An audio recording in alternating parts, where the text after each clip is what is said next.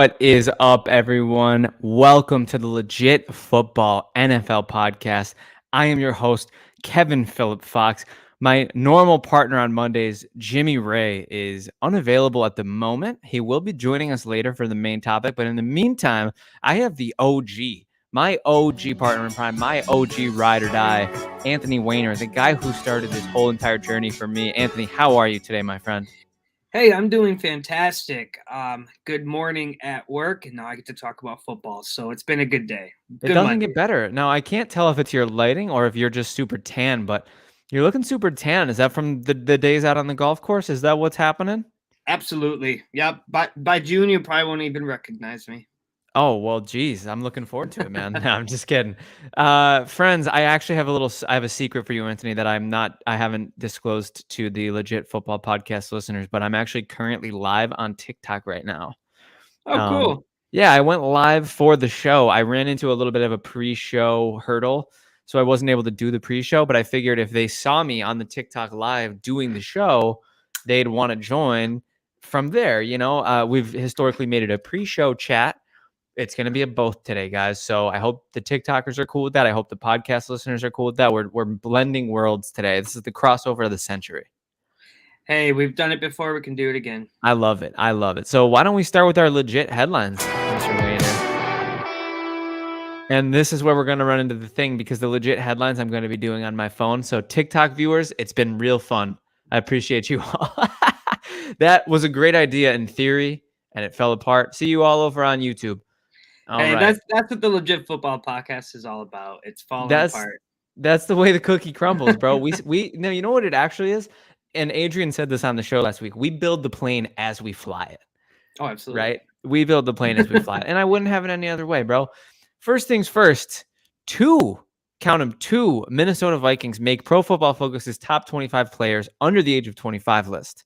Pro Football Focus's Trevor Sakima included Justin Jefferson and left tackle Christian Darrisaw in his top 25 players under the age of 25. Jefferson caught 128 passes for 1,809 yards and 8 touchdowns last season. Kind of a shockingly low amount of touchdowns for a receiver with that level of volume, receptions-wise, and yardage. No, Anthony? Yes. Yeah. Great analysis. Yes. I don't need anything else. I don't have anything else to say. Just yes. It's shockingly low. That I believe some positive touchdown regression is coming Justin Jefferson's way next year. I wonder if we'll talk about him later, Anthony. What do you think? Oh, absolutely. I think we will. For him, this is just the beginning. I mean, we're only getting started. He's a youngin. He's a freaking youngin. Christian Darrisaw earned an elite 90.4 grade in 2022 after allowing only 2 sacks on 853 pass blocking snaps. Those are some solid numbers, man. Those are some solid numbers, Christian Darrisaw. I mean, and this has got to be good for, there's a lot of Vikings should burn it down people right now. This is a good counter argument to that. You have 2 really stud players on rookie contracts. Maybe not a bad idea to capitalize as much as you can on that. Absolutely. And the Vikings found a way to win in a lot of games last season. So if they can translate that finding a way to win to winning, instead of finding a way, they kind of pave their own way. Yeah, sometimes that the finding a way comes after.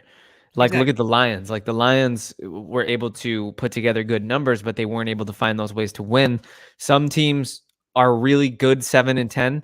Some teams are really bad 11-6, and I think that's the case here with the Vikings and the Lions. But like you said, if they can find a way to not only just squeak it out, but create a little bit of extra comfort in those W's, Vikings, I mean, they're one of the teams right now that I would see with the widest range of outcomes. I could see them being 3-14. It wouldn't shock me in the slightest. I could see them being 12-5, and it would maybe shock me a little bit, but I could see it. Yeah. Yeah, and they're one of those teams. Especially with Justin Jefferson, because, okay, look, I like Kirk Cousins. I'm a Michigan State fan. Love that. State. I saw him play in person. It was a lot of fun to watch him get drafted and then see him kind of go around the league and then find his home in Minnesota. Now, Minnesota is a division rival for me. I don't like them. I never will like them. But that's fair. But as an NFL fan, they are fun to watch. I couldn't agree more. And the fact that they have Jay Jeff and Dalvin's been historically really fun to watch. I mean, who knows how much longer Dalvin Cook will be fun to watch. He's sort of entering that scary running back cliff territory. Yeah. Fingers crossed he doesn't take the leap this year. I mean, that's Senior Cook, man. Look, that's Dalvin James, brother of James Dalvin. I'm rooting for him as long as baby Cook is a Bill. Dalvin's, as far as I'm concerned, a member of the family. So I'm rooting for Dalvin Cook. But yeah, you're right, Kirk. Apart from the primetime struggles, Kirk's been a really, really solid quarterback. He's been a really rootable quarterback. And, you like that was the moment for me where I was like, oh, this guy's funny. Yeah. I was like, I actually really dig this guy. And he seems pretty self-aware with his whole shtick. He's got a persona, and he kind of lives up to it. He's got the whole dad thing going on, doing the whole Kirk Cousins dancing after they beat the Bills.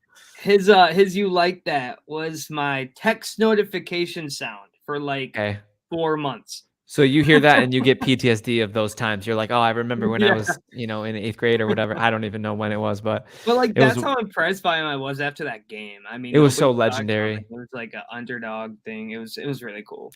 Yeah, I think Kirk is the kind of quarterback. I think he's going to have a sort of Ryan Fitzpatrick-esque later stretch of his career where he goes and he's competitive in a lot of places, and we realize maybe we were taking this guy for granted his whole career. Like, I think he was always kind of the butt of the joke. You can't deny that, like, he's sort of embodied the middle tier quarterback. He sort of embodied the mid, like, you're not quite good enough to win a Super Bowl, but you're not quite bad enough to miss the playoffs. He's embodied that mid-level quarterback play. Right. Like they've got a tier named after him, the Kirk Cousins tier. Yeah. Everybody knows what I mean when I say that. And when you say like tier 3, that's the first thing you say. You don't even say tier 3. You say like, this quarterback is in the Kirk Cousins. Literally.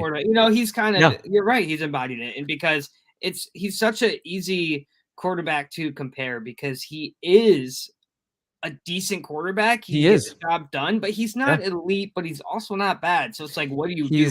It's the ultimate question of, can you win a Super Bowl because of them? Can you win a Super Bowl with them? Or can you drag their mangled corpse to a Super Bowl? Those are the tiers of quarterback. And I think Kirk Cousins comfortably, I would say, rests in the tier of, you can win the Super Bowl with Kirk. I don't think you'll ever win the Super Bowl because of Kirk. I like that. I do like that. That makes feel me? I do. And we've kind of talked a lot about this in the lens of Jared Goff, because I've always kind of thought that Goff, I didn't know if you could even win with him. I think now we're entering the conversation where you clearly can win with him. Yeah. Can you win because of him? That's the question in the later stage of Goff's career. And just so we don't go down that rabbit hole, I think Goff just needed the right system, and now I think that's fair. But I think that's fair, and I'm willing to see it out to see if he's not a bridge quarterback. Cousins clearly wasn't a bridge quarterback for the Vikings. We're going on 5 years now. Since back when they had Diggs, Cousins has been around the block with Minnesota, and he's kept them competitive, man. They've won some titles. They've won some division titles, not obviously league titles, but they've won some division titles. They've made the playoffs. So we'll see. I mean, I think this is kind of a make or break year for the Vikings if they don't burn down already. I think Kirk is towards the end of his Vikings run. I really like Kirk in that press conference in this offseason where he tried to shut that narrative, the primetime narrative, down. He said, I'm going to win in primetime. He said, let's go. And I'm just excited about his confidence, and because they did win the division last season. Regardless of the record, regardless of no Super Bowl, they did win the division, and that's something you cannot count out. No, and that's what I've been saying all offseason. Like, I love the Lions. I'm the first to jump on the Lions bandwagon, but also people are crowning them North favorites, and they haven't earned that yet because the Vikings won the North, and they haven't taken a material step back. I mean, they have to do some things to improve their roster, no question, but they aren't significantly worse now than they were last season. Anthony, I think this was about as deep of a conversation as we could get on the Minnesota Vikings before we head into our next legit headline. Eagles linebacker Nakobe Dean and defensive tackle Jordan Davis are set for starting roles.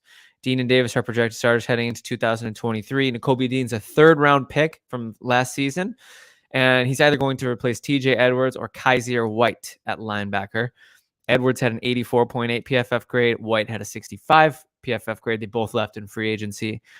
Dean was mostly limited to a special teams role as a rookie, but in very limited defensive snaps, only 33 snaps. So that's like less than a game for most linebackers. He earned a 78.7 Pro Football Focus grade, which is very respectable. On the other side of the token, Jordan Davis was a first-round pick, also out of Georgia. Those Georgia boys, man, let me tell you, they know how to play defense. He's expected to take the role of the defensive tackle slot that's been vacated by Javon Hargrave, who signed with the 49ers in free agency. Now, Jordan Davis is 6'6", 335 pounds, and a lot of people are projecting a huge step forward.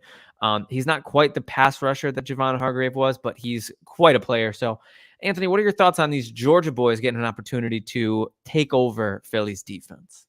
So since Nakobe Dean got drafted not too long ago, Just the season, yeah.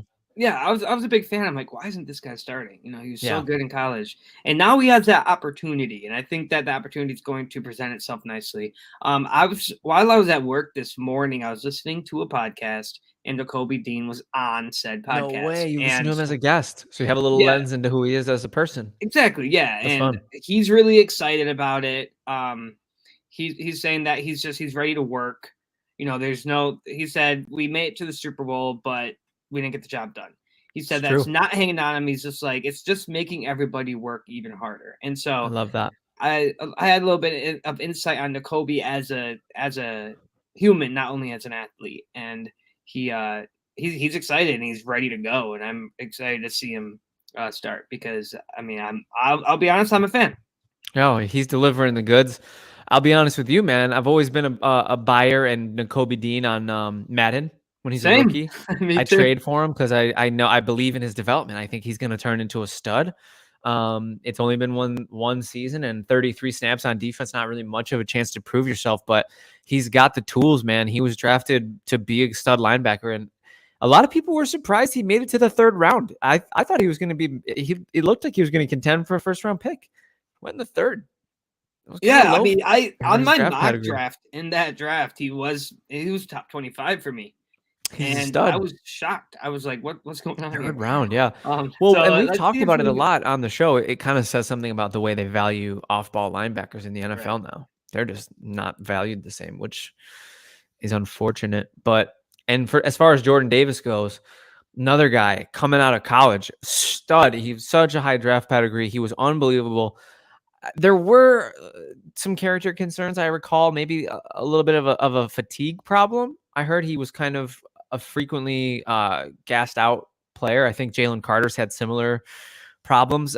It's interesting that the two Georgia defensive tackles who both went to Philly had the same sort of issues. But I mean, as far as I've seen in the NFL, Jordan Davis' game looks like he's translating quite well. Yeah, and he is replacing Hargrave, which he was a dominant pass rusher. Yeah. Davis is he's a little too big. Yeah, I think He's he's going to be stocky. more of a run stopper than he He'll is be a a pass rusher. he'll be They're a going to be he'll missing stuff that it. aspect. Exactly, bro. Exactly, bro. Yeah. I don't know if you can call him a Hargrave replacement because he's it's a completely different play style. I think that he'll be good at stopping the run, but they're gonna have to figure out what they're gonna do in the pass rush at that point. Yeah, it's tough to replace a player who's top 5, top 10 in their position in free agency. You know, it's never easy when they leave you. I mean, obviously, Buffalo are facing the same issues with the Tremaine Edmonds thing, and the Lions. I'm not sure. Are there any massive holes there?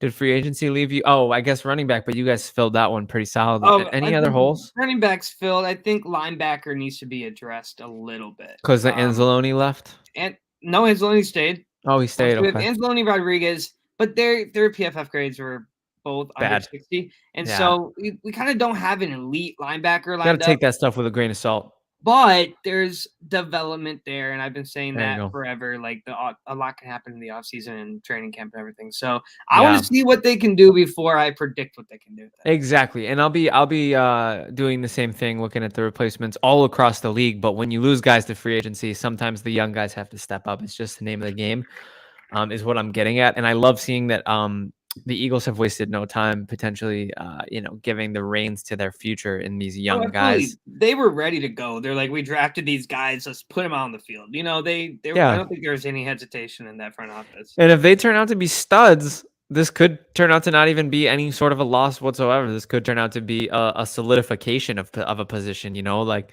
those players, Dean and Davis, they have that pedigree, they have that Georgia Yeah, background. I mean, it made the headlines. Yeah, exactly. So I think we're ready to move on to our next legit headline.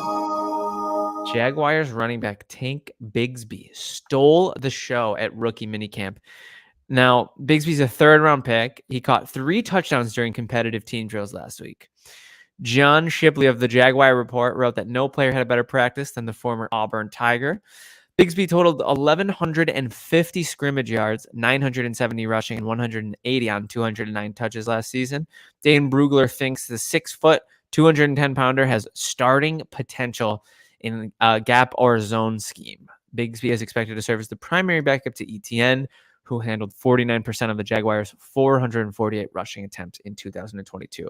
Now, before we get to analysis, I would like to bring in my partner in prime, Jimmy Ray, who's hitting the dance moves.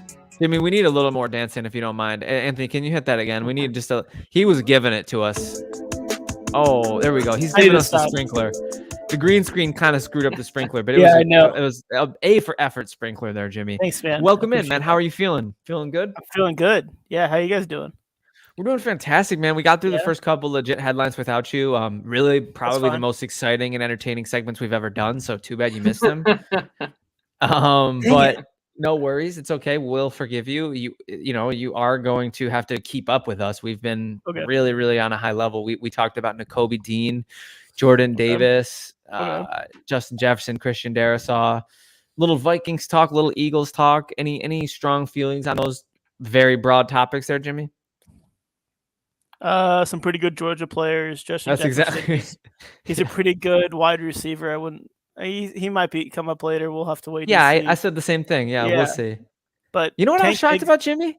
What? That we'll get to Tank Bigsby in a second. But how crazy is that touchdown regression going to be for Jefferson this year? He had 8 touchdowns last year. He's going to get more.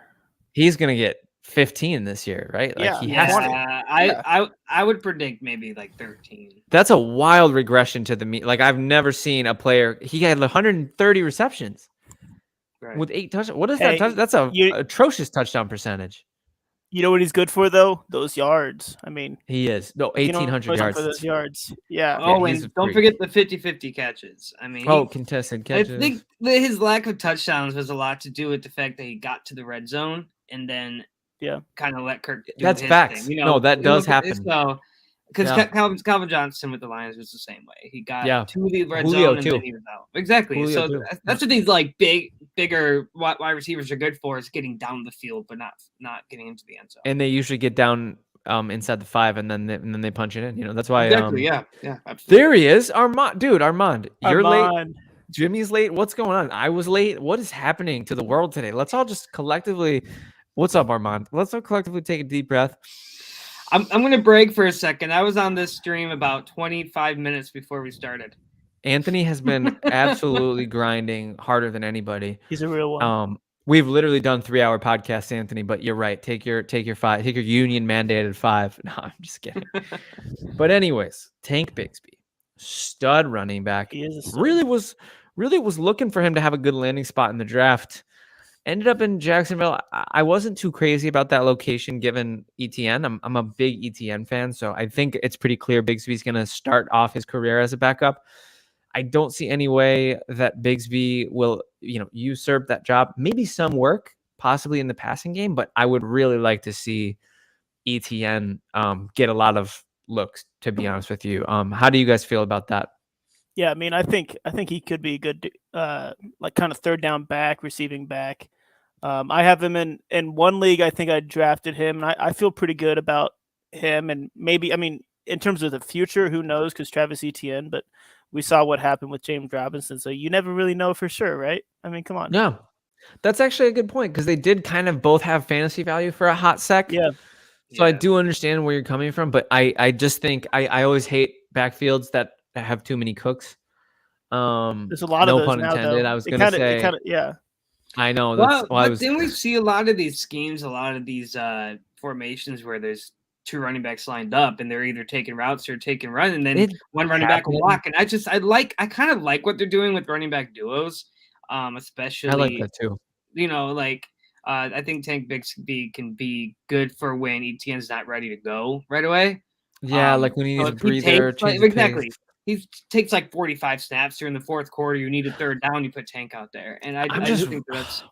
I'm just really hoping ETN maintains the Lions' share of the work. I just think ETN is such a good running back. I think he will. I think because I personally think that the backup running back position might be the most important backup position on the field.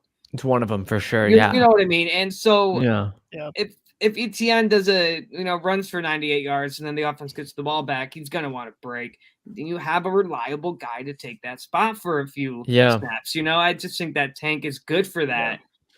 So he has that manpower to be able to. I'd like to throw a fantasy slant on this, and I'm going to throw this to Jimmy. Does Bigsby hurt ETN's upside, and does ETN's presence keep Bigsby from having fantasy value standalone? No to both questions, only because I don't think ETN is going to be one of those guys that will get 300 plus carries. I mean, that's very rare in the NFL. I mean, Derrick Henry gets it every year. Nick Chubb. I mean, Bijan Robinson's probably going to end up getting it. I think that situation's a lot different than this situation. I think Tank Bigsby, I think there's room to go around, and I do feel like he could easily be the clear number 2 back with like Dearness Johnson and JaMychal Hasty or whoever is in that backfield for the Jaguars. I think he has an opportunity to win that number 2 role as a running back, and I think there's always potential. I think there's always enough balls to go around. So you don't think ETN's value is hurt, and you don't think Bigsby. Do you think Bigsby will have standalone value? Was the no to that, or was it that he will lose his standalone value? No to that, he'll lose it.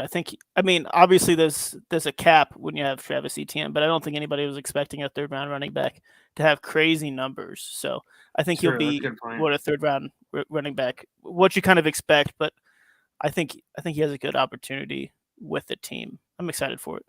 Sweet. Okay. And if you have a name like Tank, I mean, come on. Oh yeah, exactly. Come on. And the name is sick.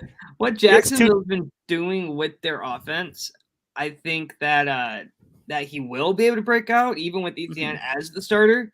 I just think that they're operating really well offensively, that they'll figure out a way to implement him into their system. Anthony, do you think they'll both be usable in fantasy? Oh, not running back 1, no. You think neither of them will be ones? Because I kind of think ETN has RB1 upside. ETN will be 1. I don't think Tank will be 1. You just don't think Tank can? Yeah, okay, I could see that. I mean, there's room. I mean, if you're doing a dynasty league, I think you could develop him. Yeah, I think that he'll make it up eventually, but not this season.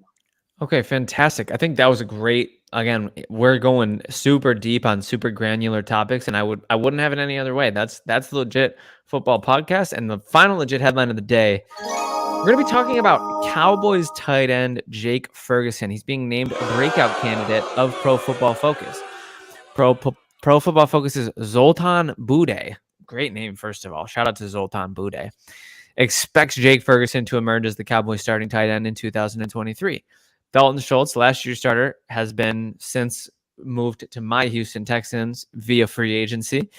As a rookie last season, Ferguson earned a 75.2 Pro Football Focus receiving grade, which is pretty impressive, 11th among all tight ends. He was also targeted on 21.8% of his routes, 7th among all qualifying tight ends. The 2021 third rounder caught 19 of 22 targets, which is an elite 86.4 catch rate, albeit a small sample size, for 174 yards and 2 touchdowns. Now, Jimmy, you're the stats guy. Tell me what story these stats are telling. Say one more time. Let's go through it. Okay, sweet. So we have a 75.2 Pro Football Focus receiving grade, 11th among all tight ends, targeted on 21.8% of his routes, 7th among all qualifying tight ends, and 19 of 22 targets were received for an elite 86.4% catch rate for 174 yards and 2 touchdowns. Sounds like he was thrown to a decent. Sounds like he was thrown to a decent amount compared to other tight ends. It sounds like he caught the balls that were intended for him. I mean, all 3 of those stats are beneficial when it comes to a tight end. And if you're looking at somebody that not a lot of people are looking at, if you look at those stats, you're like, wow, that's kind of tight end 1 numbers in terms of that catch rate and that solid receiving grade.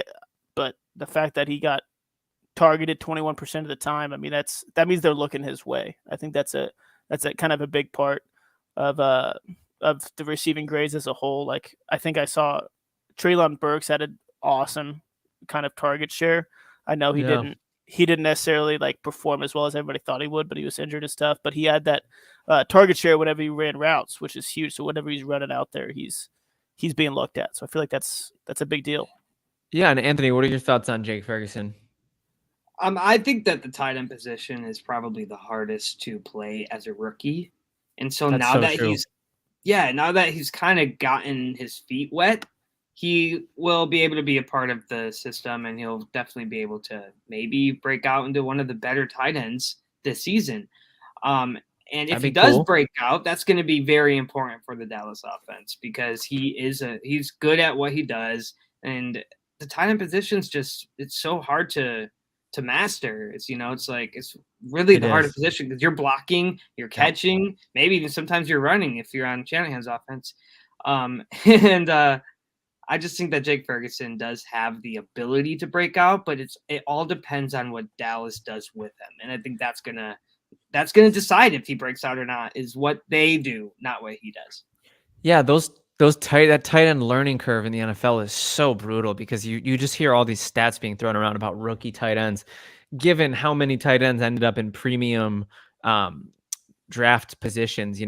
Dalton Kincaid, Michael Mayer, Luke Musgrave, even Luke Schoonmaker, who I believe, correct me if I'm wrong, but he's a Cowboy. He's a Cowboy, yeah. He is. Got drafted. So, Third and round. And don't forget Sam Laporta. Oh, Sam Laporta is a big one. I almost forgot. Yeah, Darnell Washington. All these guys are in great locations. They got great draft capital used on them. So it's important for us not to ignore that the position is, I mean, I think one of those is going to hit, right? There's no way that they all are going to suck their rookie year. One of them, so we'll see if the tight end rookie learning curve is as bad as it's looked in years past, or if these guys, because this always was looked at as an outlier tight end class of being really good. A lot of these guys in the third, fourth round would be looked at as the best tight end in some of the other draft classes. But specifically on Jake Ferguson, who is a draft pick from 2021, he so far profiles as an absolute stud. He's got the physical traits. 19 of 22 receptions is impressive.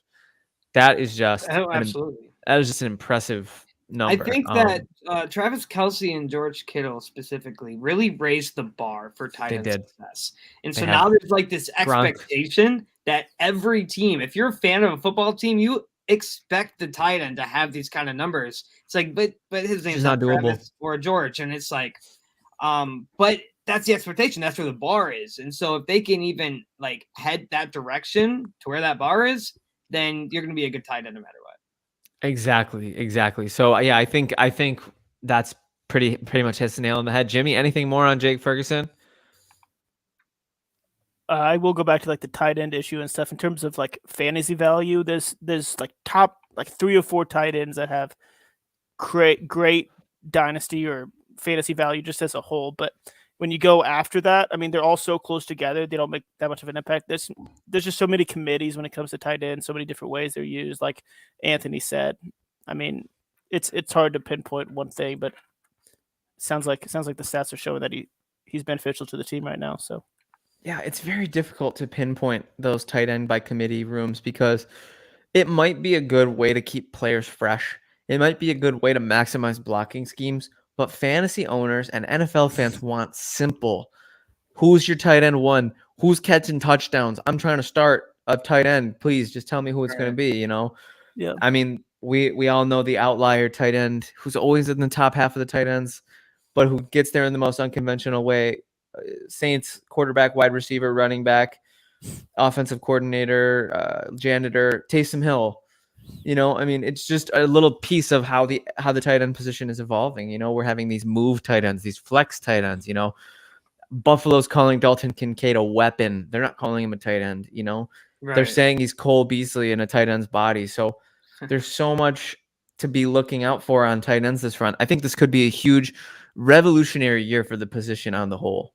Oh, absolutely. I was surprised how many tight ends got drafted so early, but I was kind of excited too because I feel like I don't want the tight end to become the fullback. I think the fullback position kind of got forgotten. And Make I fullbacks don't want great that to again. happen to the tie. Oh, Yeah. absolutely. I'm all for that. Love fullbacks. Reggie Gilliam, Buffalo's a great fullback. I know, Anthony, you love Kabinda, right? Is that his name? Oh, absolutely. Yeah, That's he's football good. nerd.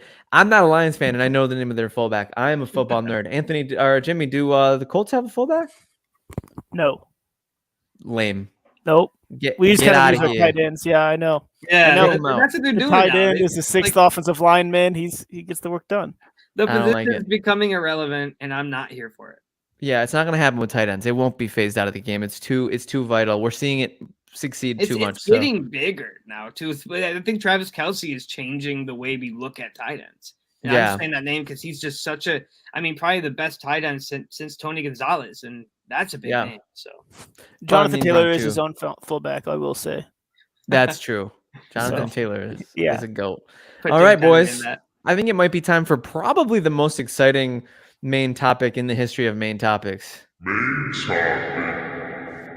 We have our best, worst, breakout, and hot seat wide receivers. And this is such an exciting topic because who doesn't love wide receivers? I mean, they're the most exciting position to watch. They're the most exciting. They're the divas. They're the enemy speaks kindly and holds a knife of NFL Twitter. You know, they're the cryptic. You know, they're always going to be on that. You know, they're always going to be on that low key, weird, you know, cryptic vibe, and I'm here for it personally. I love the wide receiver drama, and it's never going away. Oh, absolutely not. But before you guys get started, this is where I make my exit. Anthony, have fun. I'll be right here. Please put your answers in the chat. We'll be dying to know. Oh, absolutely. Yeah, no, I'll put my list. Appreciate that. Right. And really quick, I will shout this out because I kind of missed this when it happened, but shout out to Armand. He did a 5-mile walk today. Congrats, buddy. That's nice. A lot of miles. Proud of you. Anthony's exit music. Jimmy Ray is dancing again. Now, all is well in the world. Now with him gone, can we talk some trash about the Lions wide receivers? Oh, I mean, bro. Amon-Ra St. Bottom Brown, 5. No, he comes right back. I'm still here.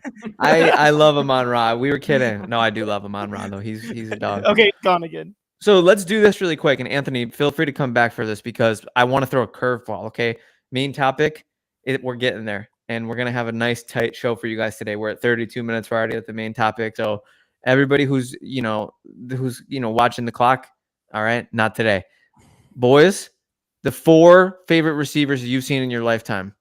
Have you seen those tweets going around? Oh, yeah, I have. People are doing the collages. 4 photos of your 4 favorite receivers in your lifetime. Jimmy, you first. Marvin Harrison is my guy. Wow. Fair. Yeah. Marvin Harrison. Are you talking about like in person? Or are you just talking about? That's part. I was wondering about that question. I think we should go with just watch play first and then do in person after, just for fun. I was gonna say in person might be a little less. Like watch. Am I going all 4? Here, let's go one by one. On my in person list, I got some dogs. We got Calvin Johnson. Calvin Johnson, that's number 1 on my list. Calvin Johnson's an easy one. I saw Calvin Johnson's last career touchdown, by the way. That's dope. Really? I got to witness that. It was at Soldier Field. I was surrounded by Bears fans. They were very supportive. Shout out to the Bears fan base. Yeah, it was a lot of fun. Awesome. I will say Antonio Brown. I saw him beat up the Colts on Thanksgiving night. It was just he scored 3 touchdowns in front of my face, and I was like, it's just unbelievable. We couldn't stop him. That's tragic. That's tragic. Yeah. So who's got? Are we doing in person right now? Who's got what? I don't know. I'm just naming wide receivers now. I got Calvin Johnson in person. That's probably my all-time. Okay. 07, my first ever game. I saw Chad Johnson in person. He's on the list. I would have to put Stephon Diggs on the list. Obviously, I've seen him play a bunch. Saw Julio play. Talked about that last week. And Julian Edelman is on my in-person list. That's a good one. Julian Edelman was fun to watch play. He was all over the field. It was insane. That's a good one. I went to see Bills Pats when Randy Moss was on the Patriots. So I think Randy Moss on my last.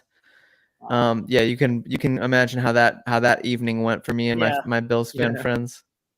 I'm sure it went well. Back in the late 2000s actually. So that's my list. And then in general, Steve Smith, Steph Diggs, Eric Moulds, and who's the last one? T.O. T.O. Boom, boom, boom. T.O.'s awesome. Love T.O. Andre Anybody Johnson else got was any fun to more? watch, too. Yeah, Oh, I yeah. mean, Legend. my He is a all-time dog. list would have to just be, and then I'll sign back off here. Calvin Johnson, Stephon Diggs. Nice. Sure. Love that. Yeah, absolutely. I didn't think AJ Brown, and that's I don't know. Ever since he started playing, I'm just like that guy's He's such a fun stud. to watch. He's you know? definitely I on know my he's radar. a little bit more recent, but I saw him in definitely person too because I saw Bills nice. Titans. Yeah, Yeah. he's a freak. Cool. And then for my last one, I'd have to say We're sleeping on T.Y. Joe Hilton. Horn. Oh, I Nice. mean, Yeah, him too. everybody. Yeah, Joe Horn is so underrated. Yeah, he is. So underrated.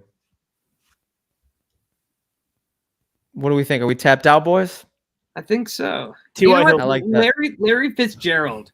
Oh, that's a good one. Larry Yeah, Fitzgerald's that's a fun. great name. Yeah. No drops. I was talking about this with Zach the other day. I think he's had more passing attempts than drops in his career. More Something tackles, stupid like too, that. Yeah. What? So, I think it was tackles. That's Yeah, that's the tackles. one. Yeah. Insane All right. stat. Insane. I'll let you guys go. All right, Okay. Ant. Thank you, brother. That's always those discussions are always so fun. Jimmy Ray, we're doing best. So why don't we start with the obvious consensus best wide receiver in the NFL, Khalil Shakir? No, I'm just kidding. Let's do it. My- I was going my to say number- Josh Downs. Oh, he's great. Yeah. I mean, dude, Okay, his perfect. touchdown Thank you. percentage is gaudy. Yeah, 100%. I'm going to go with my number one receiver in the NFL is Justin Jefferson. And I think that should be consensus. I think that should be chalk. So, he's got the hands, he's got the routes, he's got the yak. Apparently not the touchdowns, but we're both forecasting a huge uptick in those this year. Yeah. So nice to see we're starting the podcast. Step. Anything else you want to say about Jefferson?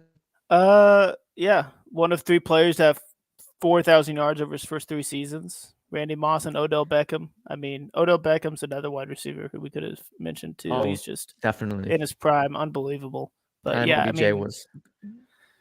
he's great. Yeah, he's all time right now already. So Yeah, I am inclined to agree there. So my number 2 wide receiver, and I hope this isn't a hot take. Hope this isn't a shocker, but I'm going with Stephon Diggs. that's a good one. Yeah, I didn't really rank mine. I just kind of have 5 that I really like. So That are my top 5 somewhere. So if we have the same 5, then I'll handle the rankings if you don't mind. That's perfect. That's perfect. I like Stephon Diggs so much. He runs the cleanest routes in the NFL. He's the best against man coverage in the NFL. His reception, his catch percentage is absurd. His touchdown numbers have been skyrocketing. He had 8 his first year in Buffalo, and that kind of seemed like we talked about with Jefferson, a down year, a low year. But in the time since, he's had 10 and 11 last 2 years. Yeah, he hit his career high, which is the opposite of what we were just talking about with Justin Jefferson. I mean, these are 2 Anthony guys that hitting kinda us with a swap. nice little troll there. Anthony's top 5. We have J. Jeff, Amon-Ra St. Brown. Spoiler alert, no offense, not on my top 5. Definitely in my top 10. Not in my top 5. Steph Diggs at 3, AJ Brown and Jamar Chase. Solid list. The Amon-Ra I love. I'll pardon the homerism. Armand, Randy Moss, Torrey Holt, Reggie Wayne, and Andre Johnson are his 4 favorite he's ever watched play with TJ. Who's your mama? He's gonna throw him in there. Give TJ Hushmanzada some love. Hardest name to spell in NFL history. Yeah. So back to the list. So we have 1 J Jeff, 2 Steph. My number 3 wide receiver, Jimmy Ray, is Jamar Chase. Okay, I didn't have him on my list. He was like borderline. I know.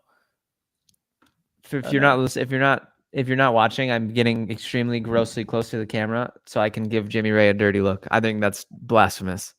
That's fair. That's fair. You know, he went down a little bit. Yeah, I'm pretty sure he was 6th on my list. I had him there. I took him off, but he got a little down year last year. Yeah. You have Jefferson, you have Diggs. Yeah. We'll come back for Chase. Yeah. I'll go with my last 2 in the top 5 and then we'll talk about it. I have Cooper Kupp at 4. Hold up. One second. You said I was being a homer when I picked St. Brown at 2. I do believe so. Yes, You respectfully. picked Diggs at 2. Diggs is a top 5 But receiver. It's on, objective. Yeah, Monroe's pretty good. On Pro Football Focus, St. Brown is second with a 92.4. That's those. There you go. That's a great help. That's an actual analytical number. No, that's a nice little. I'm happy you have that feather in your cap. Jimmy, Second, who is a Kevin. Colts fan, has Diggs in his top 5 as well. I Jimmy? think that 3. Jimmy, I loved it. We all are smart, so we're all gonna have. That out there. 94. I respect it. No, PFF grade. St. no, Brown. you gotta give me crap because I'm giving you crap. I'm not at all Absolutely, of course. salty about it. It's the way the cookie crumbles. That's what football fandom's about, right? 100%. Yeah. So, but one of us is right and one of us is wrong, and I'll let the listeners decide. There's nothing wrong about the PFF lists. That exists. That list exists. That's a real thing that I'm naming. It is. I'll put a link in the comments. So I respectfully take Pro Football Focus with a grain of salt. That's nothing against them. They're great, but I take their rankings with a grain of salt. Careful, we're trying to get sponsored. I love them. I like I said, hey, Kevin. Pro Football Focus. I take that back. I don't even take it with a grain of salt. No salt, please. Low sodium, please. All right. So yeah. So Cooper Kupp in your 5, Jimmy? No. Oh my God, we're gonna have such vastly different lists. I am so excited for this. I love it. I'm gonna go back and rant on my last pick. I love Chase. He's a great route runner. He's got great size, great hands. Yes, a down year, but given the injury, played a huge role. But he was such a dog in the playoffs, man. He always is. He's so elite, such an elite wide receiver. And then Cooper Kupp. When I talked about best route runner, I do stand firm that it's Diggs, but Cooper Kupp is right there. That I watched Bills Rams in LA last year, and the separation that Cooper Kupp was able to get in person, like it looked like you could have thrown to him on every play. And I think Stafford tried to. He had like 11 or 12 receptions or something stupid like that. But yeah, man. So I'll round out my list. I'll round out my 5 with Devontae Adams, and he better be in your 5, Jimmy, or else we're gonna fight. He is in my 5. Yeah, Finally. he's up there. So we have 3 of the same top 5. That's okay. I can live with that. I love Devontae Adams again. Size, hands, exceptional in the red zone, exceptional deep threat. I think maybe the attitude problems might start emerging in Oakland or in Vegas. I don't know if you've heard the rumblings, but he's starting to voice his discontent with the direction of the team. That's fine. Yeah. Which is pretty interesting. Anything to say about those guys before you give us the last 2 names in your 5? Yeah, I mean, Devontae Adams, 5 straight seasons with 83 yards per game. He has 61 touchdowns over the past 5 seasons. He was like one of those guys. It was like Justin Jefferson, Devontae Adams, and Stephon Diggs were the 3 guys I wanted in my top 5, which was fair. And then the other guys, I was like, where do I want to go here? And I had Chase there, and I was like, let me pause for a second. But I think there's easy debate to be said with the other 2 guys. I have Tyreek Hill in my top 5. I think he's like he's a 1-of-1 wide receiver. He is. Got like 70% of his opportunities last season. He's 1-of-1. There's not much to say about him. Come on. Yeah. But yeah, I've never seen anybody run like that. I've never seen anybody get open like that. I've never seen anybody catch a screen and go like that. I think Tyreek Hill is unequivocally in the conversation for top 5. For me, and this is going to sound, I think he's a little one-dimensional. I don't think he's as much put him in the slot and let him put somebody in a spin cycle receiver as you want out of a top 5. But that being said, if you got one play and you need to score a touchdown, there's nobody I'd rather have on this list than him. He is the number 1 person on that list. So yeah, and people thought he would fall off a cliff with Tua. Obviously, Tua had a great year as well. But I mean, I don't think you need to worry about the quarterback position when you have Tyreek Hill. You'll find him the ball. He will get quarterback open. Proof. That's a fact, no matter where he's at. Yeah. And he's one of those guys. But I also have AJ Brown, who was also on the list. I like that. He's 7 for me. With a couple other guys. Yeah. So we're on the same track here. He had a career high. We have the same 7 last year. Yeah. Would the next 2 names on your list have been Kupp and Chase? Okay, I can dig absolutely. Because I wrote down. I went through all the rosters and stuff, and those were the 7 wide receivers I had. So I think we were on the same page there in terms of. I mean, Kupp. I like that. Unfortunately, he had some problems last year, but you docked guys due to injuries, man. I know. I don't know what's happening with that. I was gonna say that you're punching down, Jimmy. And Anthony's keeping the show moving as he's been doing so excellently lately. He's a great guy. Everybody knows I'm a rambler, so anytime... Dude, this was the worst category to do. I felt like the worst wide receivers. Well, it's fun because you're doing worst Yeah. wide receiver ones, right? So it's not we're not punching down. We're looking at these guys deemed starting wide receivers by these teams. You know, they're no slouches, but let's say some of them might be the wide receiver 3 or 4 on some of the teams we just talked about. And I will start if you're comfortable with that, Jimmy, or do you want to start? I think so. Were we doing wide receiver ones, or were we just doing starting wide receivers? Yeah, I guess what you could do wide receiver ones, or you could do starting wide receivers. I guess if they're taking snaps as a starting wide receiver, you can throw them in this. I did wide receiver ones myself because I did a few guys that are on the brink of like being like a top couple, like a top 2 guy possibly on their team. I think that's fine as long as they take a healthy chunk of the snaps of the team. Yeah, I mean, I'll start and I'll say I don't want to do this list in order because it's mean, but I think some of the worst in the league. I mean, I think MVS is the glaring one. Yeah, MVS. Marquez Valdez-Scantling for the Kansas City Chiefs. Why they gave him that contract, why they trusted him to be their wide receiver 1 is just absurd. Jimmy Ray, did you have him in your top 5? I did not have him on my list, no. But because you went with 2s and 3s too. Yeah, I think there's a few 2s on there, and then So share your list. Share your list. I want to hear these names. So I have Mac Hollins as one of them. So he has the potential to be. He's on the Falcons now, but he has the potential to be the wide receiver 2 on the Falcons. And that's true. He has like 200, 100 yards with Derek Carr as his quarterback, and now he has Desmond Ridder. So he had 600 yards last year, but he's had some good stretches in his career. But yeah, he's had some good stretches. But as a wide receiver 2, I just don't see that. I agree. Being a good option there. Yeah, if he's an every snap player, it's not good for your team. Yeah, I had Nico Collins, who's borderline probably wide receiver 2 for the Texans. He's got like 56% of his targets, and I think Nico Collins is a pretty good player as well, but he's more of like a 2 or 3, and I think he was forced into being a 1 with Brandon Cook's disappearance last year. I have Robert Woods on my list as well, so we can just lump in Texans receivers. I mean, that's their 1-2 punch, and they didn't draft anybody other than Tank Dell, which I would have liked to have seen them go for JSN, but it is what it is. I mean, MVS, Bobby Trees, I don't think they're starters, and you can lump Nico in there. Do you want to name some more? Nick Westbrook, from the Titans. I mean, I feel like I'm just naming kind of bad wide receiver groups as a whole. I mean, he hauled in 50% of his targets last year. He's never surpassed 475 yards in a season. He could be a wide receiver 5 practice squad guy on an average team. I have Burks on my list. Treylon Burks, I think, is a fine name to throw in this conversation for worst wide receiver 1s. I might have him on a future list. Oh, I'm excited for that. Maybe MVS, Bobby Trees, Treylon Burks. I have Juju on my list. That's a good one. I think Juju is pretty clearly a wide receiver 1. And it was hard to honestly from hot seat to worst. I think it's kind of borderline. It's similar. Like some of these guys. We'll definitely some of these guys just haven't been. Yeah. We had the same conversation for quarterbacks. I want to quickly shout out. Armand has his top 5 wide receivers: Justin Jefferson, Cooper Kupp, Jamar Chase, Steph Diggs. Diggs at 4. Armand, you got some splaining to do, bro. I don't like it. Devontae.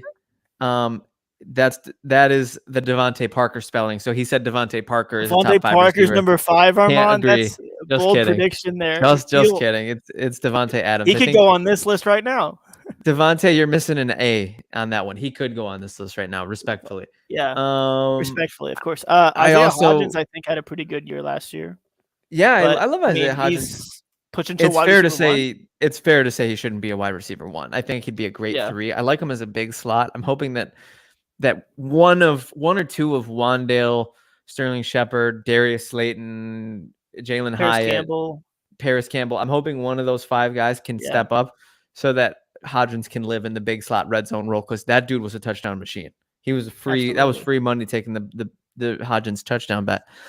Last couple names. Go ahead. Last couple names on my worst wide receiver 1s list. I have Adam Thielen. I think the ship has sailed on him being a wide receiver 1. He's the wide receiver 1 in Carolina right now. I have Christian Watson. Again, he just has to prove himself. It's okay. He's young. Yeah. I get nervous with him taking wide receiver 1 reps, and my last name was Hodgins.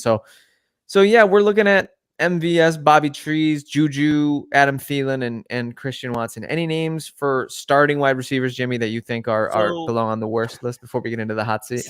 So I did go a couple guys that were free agents too. If you want to hear Throw them those. out. Just dog them. N'Keal Harry and Kenny Galladay. They're both free agents right now. They're actually in conversation for the worst. Yeah. Thank you, Anthony, for the booing, because nobody wants to boo Galladay harder than Anthony. That dude could have had a nasty career with Stafford in Detroit. They might have already won a ring by now if he hadn't left, and now he's out of the league. Yeah, 600 yards and a touchdown with the Giants, 72 mil in the bank. I mean, is that a winner? That might be a winner with 72 mil in the bank. He's a winner, but he's still on the bad list, though. I mean, but personally, good for you, Kenny. Go crazy. Yeah, N'Keal Harry, 714 yards over 4 seasons with a handful of touchdowns. First round pick. Bill Belichick kind of. What a bust. Yeah. With all due respect. Very unfortunate. Yeah. It is. And then Armand says he will welcome Devontae. I think he means Parker. Again, this man loves Devontae Parker for some reason. He wants Devontae Parker to be in a Jets uniform for some reason. No, Devontae Adams, I'm sure, is who he meant, given his recent complaining. Mr. Jimmy Ray, are you ready to move on to the hot seat? Hot seat? Yeah, let's do hot seat and then breakout. I like that. I like that cadence. Right, let's do it. The wide receiver hot seat. Go ahead, Jimmy Ray. Who's the hottest seat in the league? Chase Claypool, man. Come on. I love this pick. Come on. 11 touchdowns. 11 touchdowns in his first season. And we were like, wow. And that was when the Steelers, 11 touchdowns, one faulty first down, and everything just fell. One first down point. And, oh, God. Dude, I think can't. The Steelers were like, what, 13-0 or something when he was on that tear as a rookie. And then they just absolutely just. They didn't win another game. They lost like 5 straight. Bed. For the kids, they pooped the bed for the children. Absolutely, for the children out there. You're a good man, Jimmy. Yeah, so 3 touchdowns since he had that 11 touchdown rookie season. Absolutely, of the past 2 years. I mean, and now he's on the Bears, which is a team who I don't foresee him actually breaking out with Mooney and Moore now there. He's just going to be a guy that's kind of buried in the depth chart. He could have some good yards, but he's not going to be that wide receiver 2, wide receiver 1 potential. Maybe that's what he needed all along. Maybe he just needed a chance to, be a lesser used weapon. He's good as an ancillary piece. I don't know if he's a featured part of a team though. I'll throw out a couple names just because I already said them. These are 3 repeat names, and I think you'll agree that all 3 are on the hot seat. Okay. Marquez Valdes-Scantling signed a huge contract with Kansas City, wildly underproduced in his first year under that contract. We need to see more from MVS if he's going to ever justify that contract. Juju Smith-Schuster had a breakout career, a couple seasons in Pittsburgh before he kind of fell off a cliff. Then he went to Kansas City, got a ring, really made the play where he broke free and drew the holding call that really won the Chiefs the Super Bowl. So I don't think anybody's on the Chiefs are regretting that decision, but they didn't sign up. They didn't sign their name on the dotted line. He got Jacoby Myers money, and they didn't bring him back. So I think he's definitely on the hot seat as well in New England. He's going to try to have to resurrect Mac Jones. And then Treylon Burks, who was drafted in the first round. They traded A.J. Brown for all intents and purposes. I know we can talk about the contract until we're blue in the face, but for all intents and purposes, they traded Treylon Burks for A.J. Brown. I mean, vice versa. I mean, they flipped him. Right. They flipped Brown for Burks. See, so Treylon Burks, was he on this list? No. So he's on our last list for me. So I'm excited. We'll talk about that too. So I have him on this list. Could fit in all 3 of the last ones, kind of. Except I agree. don't think he's the worst yet because he's still young. He didn't have a good chance last year, but we can get into him in the next one. I kind of broke that for quarterbacks too. We found that a lot of the unproven guys, they could have been hot seat, they could have been breakout, and they could have been worse because we didn't know if they were better than worse. We didn't know, they're on the hot seat because they need to prove themselves, and they could be breakouts because we might personally think that they'll do it. So. That's kind of the beauty of these lists. I love these lists. They're so fun. I have 3 more names, Jimmy, and then I'll let you. Or do you have some more? Do you have some more? You have some hot seats? I have 4 names. Yeah. Kind of. None of the 4 that I've said. Set our seats on fire, bro. So kerosine's all over these seats. I just said all the Chargers wide receivers. That's super fair. Keenan Allen, Especially I Mike think he's getting on Williams. the older side. I don't think Keenan Allen's really like on a hot seat, quote unquote. But I Right. mean, he's getting older and he could be surpassed eventually. Mike Williams is Mike Williams. You never fully know what you're going to get with him, but he's a solid number 2. And then Joshua Palmer, who just kind of lost his job with Quentin Johnson coming in. I mean, there's a lot of kind of moving pieces, and they want to figure out what can go in the right direction for Justin Herbert and making it far in the playoffs. So they need to figure this out. And when you're drafting a wide receiver number 1, you're like, let's get some transition in here before it's too late. So, dude, I love your list, and I can't tell you how long I've been banging the drum, and I've done it with you, Jimmy. I need to see more out of the Chargers passing attack to justify all the talk of them being such an elite aerial attack, And it starts with Herbert. He's on my hot seat. And it trickles down to their receivers. I think that's a great call because I think if anybody's going to take pressure off Herbert, it's going to be those receivers. Next up, going, or you got it. Oh no, please, actually, keep going. You're on a roll. Real quick, Jerry Jeudy, just to be a true wide receiver 1 with Russell Wilson. Great call. That's tough. KJ Osborne, who just got overshadowed by Jordan Addison, so another kind of drafting a wide receiver position. He's gonna have to step up to earn that wide receiver 3 role. So. But I don't know how many. I think there was like a Twitter beef with him and somebody else saying like, what's going to happen with him? Is he a true wide receiver 2? He still will get that chance with Jordan Addison, but it'll be tougher. Terrace Marshall, he's on there. So, I mean, that come seat on. is it's like you had that seat on Facebook Marketplace and somebody just bought it. And you're looking at it and you're like, do I really want to get rid of this seat? And yes, it's a hot seat, but it's also like it's a seat that's on its way out the door. I don't think Terrace Marshall has. Yeah, he's got a long way to go to prove that he's worth the draft capital and the attention. You know what? I think he's still he's still 23 and he hasn't had a fair shot with some quarterbacks. So we'll kind of see what the numbers don't look good so far. I will say that I've heard some discussions regarding his numbers and his analytics, and they're ugly. When you add Thielen and Chark, that you're just like desperate to kind of get somebody in there and make a good wide receiver room happen. So yeah, exactly. This is a great name, Armand. Yes, Hollywood Brown, absolutely on the hot seat. Prove to everyone that you are a wide receiver 1 and not, because I've been kind of vocal about my belief that he's a good 2. And then maybe average 1. I don't want Hollywood Brown as my team's receiver 1 due to durability and limited skills. I mean, he's clearly very athletic, but can he be a between the 20s guy? Can he be a route runner? Can he? So that's a great call, Armand. How about Gabe Davis? Davis, I had him. He was on the edge of my list.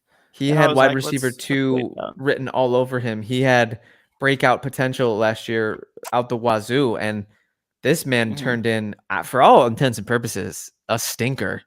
Really, I mean, being in that high volume of a passing attack and getting the target share that he had, to have a 54% catch rate. I mean, I think it was in the bottom of the league. Like it's down in the lowest of the low. That's like Tom Brady catch percentage levels, man. You don't want to be down there. Yeah, I had him on my list and I took him off only because I felt like the hype maybe went too far with the great playoff performances and stuff. And I was like, definitely. I mean, he's young and stuff. He was getting picked like high in dynasty drafts. I mean, it was absurd in some ways, but it also kind of made sense because he was a young wide receiver who just put up 5 touchdowns in a playoff game. It was beautiful. That was a beautiful thing. Yeah. I love him. I love I was starry eyes. I will always love prime Gabe. I'm one of the few people who have purchased a Gabe Davis jersey. I'm not proud to admit that. But I'm not saying it's over. I mean, look, it's right. It was my fault. It's a contract year, Jimmy. So if he goes out there and just dominates and he earns that money, then everybody's going to be thrilled that he's a Bill and nobody's going to care that he had one bad season. Yeah. But he has to do that. He has to go out there and do that. Absolutely. And last but not least on mine, I have Rondale Moore. High draft capital, definite stud wide receiver for the Cardinals. Hasn't really shown that in the league. I mean, he was great in college and he had the draft capital and he has the athleticism, but he hasn't been healthy for a long stretch of time and he hasn't really put up numbers that are really worth much at all. Yeah, I mean, for how much I talk trash, KJ Osborne and Rondale Moore, I just drafted both of them in a dynasty league, so hopefully it works out. I mean, come on. I mean, it's one of those things for like buy low and hopefully it works out for him. That's a great, that's a great play.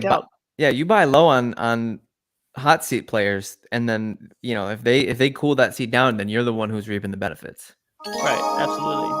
Armand has Chris Godwin on his hot seat due to the fact that he needs to establish himself as a true 2. I think Godwin's can I be think a he's a 1B. true two. I think he can be a 1B in a good passing attack. Mike Evans, I think Mike Evans' seat is a little bit hotter than Godwin's with his play last year. His drops.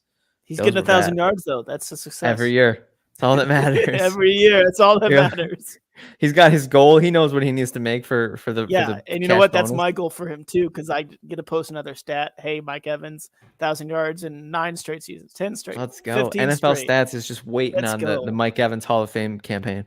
Yeah, we capitalize off of it. Absolutely. It's Last but not capitalism, least, baby. hey, Jimmy Ray, you're a genius.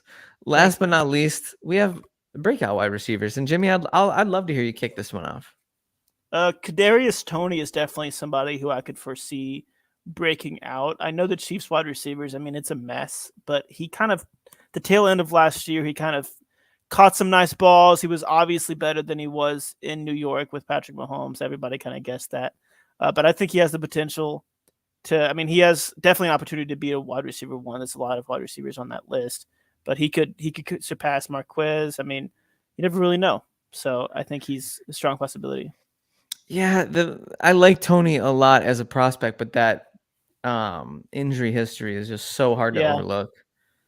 Yeah, that's fair. I try not to label people injury prone. I know that's like not smart for whatever reason, but it's hard to ignore that this dude's missed feels like more than half of his career already. I would be surprised if he's played in half of his career games. I would be genuinely surprised. Well, I'm ready for a resurgence. I'm ready for a resurgence. I'd love to see it. Let's make it happen. And yeah, I think he proved in New York that he had a big mouth. He was the squeaky wheel very early in his career, and he's already been traded. So Kansas City likes him. They haven't been shy about admitting that. So, Tony could go out there and be a breakout wide receiver. I love you calling your shot with that one, Jimmy. Yeah. Go ahead. Give us another one. This is offensive rookie of the year last year. This is the guy that I think is just going to surpass what he did last year even more with Aaron Rodgers. Garrett Wilson, my guy. I mean, come on now. He had 1,100 yards and 4 touchdowns. 4 touchdowns. Imagine if he just gets 1,300 and 8 or 9 touchdowns. He's going to be put in the atmosphere of the guys that we were talking about at the beginning of the show, right? Absolutely. Positive regression. And Aaron Rodgers is there. I mean, Garrett Wilson's the true number 1 there. And I'm excited to see him get 100,000 targets. I mean, if that's possible. I don't know if that's possible. I don't know what the per game average on that is, but let's make it happen. You're the stat guy. You're gonna have to do the math on that. I'm not sure if I could feasibly do it. Brandon Marshall probably had a couple thousand target seasons. So I thought you were about to say he was a breakout player. I was like, maybe. Yeah, Brandon Marshall, wide receiver, 41 years old, coming back from his podcast to be in the NFL. I'll give you a couple. How about some love for the long overdue, the yearly, this player is bound to break out at some point because of their talent. How about some love for Terry McLaurin? Yeah, let's do it. Can he break out, please? Can Sam Howell finally be the guy who unlocks Terry McLaurin? If Sam Howell, I do have him currently on my bottom 5 starting quarterbacks list, but if Sam Howell, I just to be honest, but I mean, if he takes a step, I mean, it's unproven. All these guys, Ritter, unproven. Jordan Love, unproven. Sam Howell, unproven. Kyle Trask, unproven. If Sam Howell goes out there and force feeds Terry, if Terry gets the 12 to 15 targets a game that he's worth, I don't see a world where he doesn't get 1,208. I don't see a world where he doesn't get 1,208. Do you think Sam Howell can support 2 wide receivers? Because I have Jahan Dotson on my list. Oh, and that's a great call too. I do. Let's do it. Let's throw them both up there. I love Jahan Dotson. Dotson had 7 touchdowns in 12 games last year, and I think he's getting a lot of love right now. The drum beat for Jahan Dotson is getting louder. So what's happening with Sam Howell? Are we high on Sam Howell now? Is he off the top? Do I have to take him off my bottom 5? You have to. Yeah, I might have to. I already submitted the video for Brian McFadden, so watch out for the Legit Football TikTok. Anybody who's seeing this now, I made that TikTok before Jimmy and I made this realization. So don't judge me. Don't be mad. Opinions are made every day, every hour. Come on now. You know this by now. Literally. Yesterday's opinion isn't today's. This is the NFL, baby. I got a couple more for you, and then we'll wrap this beautiful. Yeah, I have a couple more too, and then we'll. Calvin Ridley. How about a re-breakout? Does that sound good? Yeah, I How agree about a with that. re-break? Yeah. Let's get him back out there. Let's roll the red carpet out. Let's make this dude feel good, man. He Let's got banned gamble from on it. the Yeah. game he loves. Too soon. Too Okay, soon, Jimmy. sorry. No, I'm just kidding. Never too soon. Couple more. Give me a Giants. Just roll a wheel and whatever name you get. I'm cool. Isaiah picking them. Hodgins. Let's pick him. Hodgins. I love Jalen Hyatt. I love Wan'Dale Robinson. Put their faces on a wheel and spin it, and then whoever it lands on. Darren Waller. I mean, we're past that point, Jimmy. Okay, gotcha. I have two more, and then I'm just gonna let you coast, and then we can wrap this puppy up. I have Rashid Gotcha. Shaheed for the Saints. Oh, you took Is one. that one of yours? Oh, I'm yeah, so absolutely, sorry. man. He was damn close to breaking out last year. I mean, he had what? How many 50-yard receptions did he have last year, man? He's just got a nose for the deep ball. A few. Yeah, he averaged 4 catches and 65 yards over his last 5 games, which is it's mediocre, but I think it's solid. And now he has Derek Carr, so yeah, that'll be definitely. fun. That'll be fun. And my last name is an easy conventional one. This is a layup, bro. I'm gonna go with Drake London. I think he's just such a good player. Yeah. In Atlanta. I don't know about Ritter, but we'll see. We'll learn really fast, and then if not, I think Heineke can support London.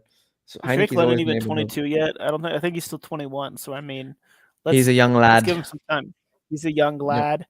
I have Treylon Burks as my last one. Somebody who we've talked about throughout. I think his asthma injury kind of mess right now from last season. He only had 12 games, but he had 7 touchdowns. Wrong person. He had 1 touchdown and 444 yards in 11 games. But in a news article, he said he can breathe now. He's excited. He's going to be a wide receiver 1.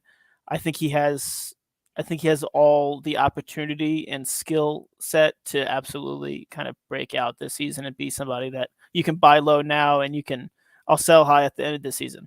Yeah, I absolutely love Burks as a hot seat and a breakout because I think both are absolutely possible. Yeah. We need to see it before we crown him. And as of now, as far as wide receiver 1s in the league goes, I don't think it's unreasonable to say he's in the bottom 5. Yeah, but the hot seat fact is just because of that trade, I feel like, and how high kind of the situation was. It's very tough when you give it a lot invested there. Somebody that, AJ Brown. I mean, he was in the top 5 for me, top 6 or 7 for you. He's an absolute stud. I I love it. Oh, great names from Armand over here. Let's go. We got Elijah Moore in Cleveland now, fresh start. Alec Pierce, who he's had his ups and downs in his first year in the Colts, but he's got Anthony Richardson throwing him the ball now, and John Mechie, a comeback story, from his battle with suiting back up for an NFL team. Shout out to John Mechie. That's a beautiful, beautiful story. And same with Foster Morrell. We love seeing these human elements come into play, and we love seeing them come back and fight them and be stronger than what is in their way. That's the beautiful thing about humanity, about sports. Jimmy, this wide receiver conversation has been absolutely revolutionary. Would you not agree? I would agree. I love talking. Wide receivers are so much fun. They're the most fun. Agree. They're just as fun as offensive linemen. No, I'm just kidding. I can't wait for the offensive lineman episode, man. That's going to be a snooze fest. No, I'm just kidding. Fun. Quentin Nelson. Quentin Nelson. Well, he did all right last year, but we can talk Deion Dawkins. Thank you. Thank you, left track. The Lions' offensive line. What about them? Can we talk about them? You like Anthony? The Lions' offensive line, Anthony? We're waiting. There we go. But he's not a homer. Ladies and gentlemen, this has been the Legit Football NFL podcast. The host with the 4th most, Kevin Phillip Fox, Jimmy Ray from NFL Stats. Jimmy, any final thoughts? I don't know if I have any final thoughts. I think that I will say it was interesting. I saw an article not too long ago that came out, like news that there might be more suspensions with the gambling thing. I thought of that one. I don't know if you saw that reported. No, but please. They're going into another kind of. They're looking at some investigations and stuff, and I don't like it. There might be more suspensions coming on. I don't know. There was an article about how I'll have to find it and retweet it or something because please do at NFL_stats. I'll retweet it. They're talking about like why is this happening right now and why are they kind of going in depth with this? Maybe technology and stuff. Maybe they have more access to it. Who knows? I don't like it. I'm not a fan. I don't like it, but also like stop gambling, people. Stop gambling on the NFL. I was gonna say you can gamble. No, it's not even. They don't let you gamble on anything in the team facilities. Don't gamble. Yeah, in the team facility, right? Or get a freaking VPN, dog. What year is it? What are you doing? Maybe the technology found the VPN. Oh man, that would be bad. Maybe Okay, that would be I something take back else. what I said. Just go. Maybe Just on walk the to Wi-Fi. Arby's. There's an Arby's across the street, Sounds good. guys. Come on. All right. Yeah, my cousin works for the Colts and he's worked video and he can't gamble on NFL or anything. Does That's he? so sad. No, he doesn't. You better not. Yeah, exactly. doesn't. Because He we're does the not. enforcers of the law. Yeah, we're Absolutely. Don't joke. No, I'm just Yeah, kidding. it's not funny. Ladies, Jimmy Ray with the final thoughts that have made my blood boil. Thank you for that, Jimmy. Now I have to You're go off welcome. on the rest of my day just angry. Hey, Anthony Weiner did a fantastic job filling in for Jimmy while we were missing him. Armand, boy. we missed you on your 5-mile walk, but we got you in due time enough to get your fantastic answers. Armand, as trim it down always, to 3 miles next time so you can hang out with us. yeah, try to I be. can't say much. Yeah. We'll all try to be better with time next Monday. But in the meantime, I just want to thank everybody for listening. I just want to thank the wide receivers for being the pinnacle of excellence that you are. I want to thank Brian McFadden for creating this amazing, beautiful tapestry of lunatics that we get to talk about football twice a week. We miss you, Brian. We'll be seeing you on Wednesday. Ladies and gentlemen, this is the Legit Football NFL podcast, and we are out. Thanks, guys.